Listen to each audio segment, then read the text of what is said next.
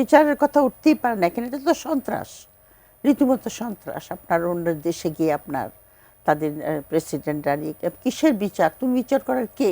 কোনো আইনের তোয়াক্কা করলাম না। আপনি যেমন বলছিলেন যে নর্মাল যে নর্মসগুলো থাকে সেগুলো আসলে মানার মতো শিষ্টতাও আসলে আমেরিকা দেখালো না। না, যে কথা উনি বললেন এটা তো আপনার বিচারের, এটা তো বিচারের কথা উঠতেই পারে না, এখানে এটা তো সন্ত্রাস, রীতিমতো সন্ত্রাস। আপনার অন্য দেশে গিয়ে আপনার তাদের প্রেসিডেন্ট দাঁড়িয়ে কিসের বিচার? তুমি বিচার করার কে?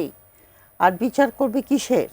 তুমি একটা অ্যাকুজিশন করেছো তাদেরকে, তারপরে তুমি বিচার করবে। তো আমেরিকা তো এরকম সন্ত্রাসী কার্যকলাপ মানে অনেক জায়গায় উনি যেটা বললেন। তাছাড়া তারা আপনার ইরাকে ভিতরে ঢুকে আপনার ইরাকের মানে ওনার নাম জানি কি ছিল, সাদ্দামকে ফাঁসি দিল না।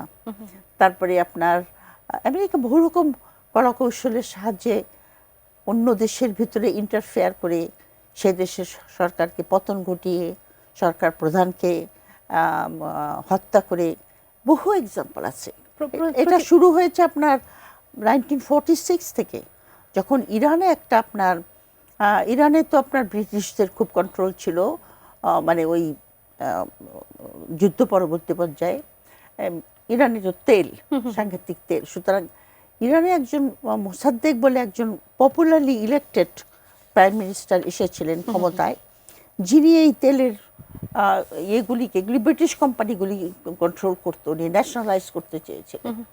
তো ওই আপনার তাকে ইয়ে করে খু করে আপনার তাকে জেলে দিয়ে এই সার যে শাহকে ওভারথ্রো করলো 79 ইসলামিক ফোর্সরা, তার যে বাবা সে কর্নেল ছিল, retired colonel in the Iranian army, তাকে বসিয়ে দিল এবং তারপরে সব কুক্ষিগত করে দিল।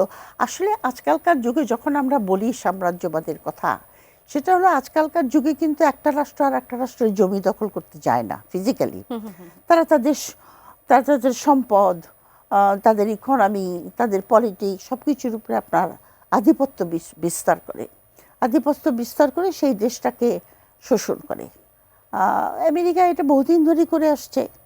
আগে ডিক্লেয়ার ছিল, যেরকম তাদের মন্ডো ডক্ট্রিনে তারা 150 বছরের উপরে ল্যাটিন আমেরিকান দেশগুলিকে শোষণ করেছে।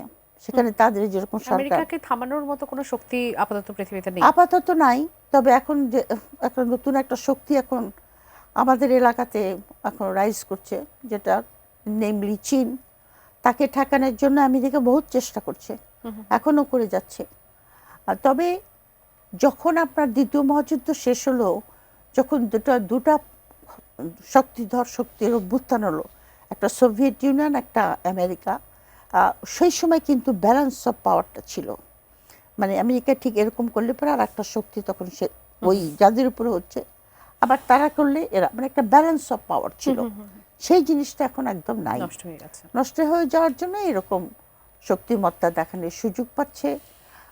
এবং আপনার সবচেয়ে দুঃখের বিষয় যেটা হবে যে সেটা একটা, যে সংস্থাটা অনেক যুদ্ধ মহাযুদ্ধ শেষ হওয়ার পরে অনেক আলাপ আলোচনার ভিত্তিতে যে পৃথিবীতে শান্তি কী করে বজায় রাখা যায়, আর যেন যুদ্ধের ভয়াবহতাকেও অনুভব না করে বা এক্সপিরিয়েন্স না করে, এই এই এই ইন্টারন্যাশনাল অর্গানাইজেশনটাকে তৈরি করা হয়েছিল। এর আগে তৈরি করা হয়েছিল ওয়ার্ল্ড ওয়ার 1 পরে লিগ অফ নেশনস কাজ করেনি, কারণ ওটাকে আমেরিকানরা সাপোর্ট দেয় নাই প্রথম থেকেই। তো এটাতে আমেরিকানরা ভেরি মাচ ইনভলভ ছিল, আমেরিকা ছিল, বৃহৎ শক্তি সবাই ছিল এর ভিতরে। তো এইরকম একটা আন্তর্জাতিক সংস্থা যারা বিশ্বের, যেটা আপনার শান্তি বজায় রাখার জন্য ইন্টারন্যাশনাল অর্ডারে, সেটাকে আপনার অকার্যকর করে দেওয়া আমেরিকার পক্ষে আমি মনে করি এটা একটা গর্হিত অপরাধ।